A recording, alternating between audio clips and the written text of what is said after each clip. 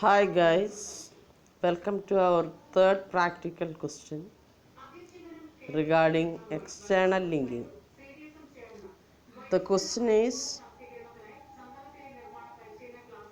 write a web application, write an HTML code to create two web pages, one about your school and other about your class.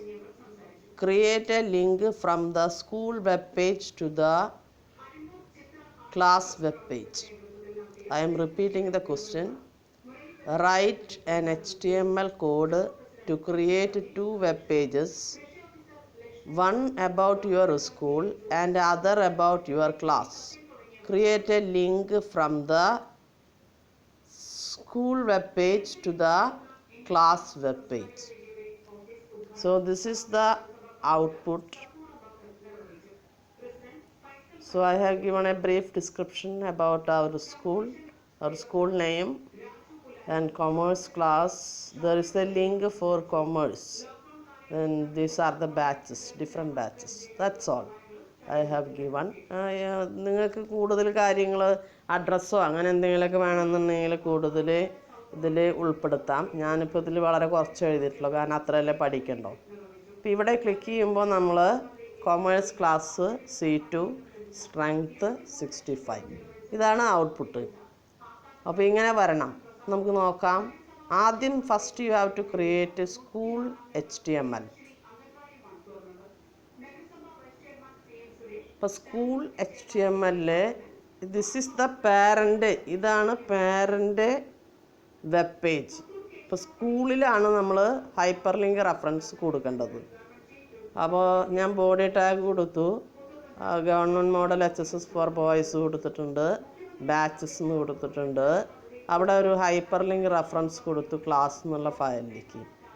ഇത്രയും കാര്യങ്ങളാണ് ഇതിനകത്ത് കൊടുത്തിട്ടുള്ളത്. Hyper link reference കൊടുത്തിരിക്കുന്നത് കൊമേഴ്സിനാണ് കൊടുത്തിരിക്കുന്നത്.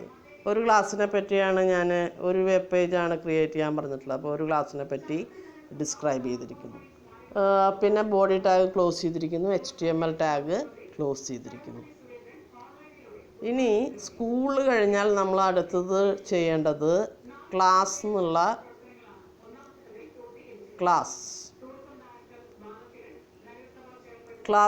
HTML ആണ്.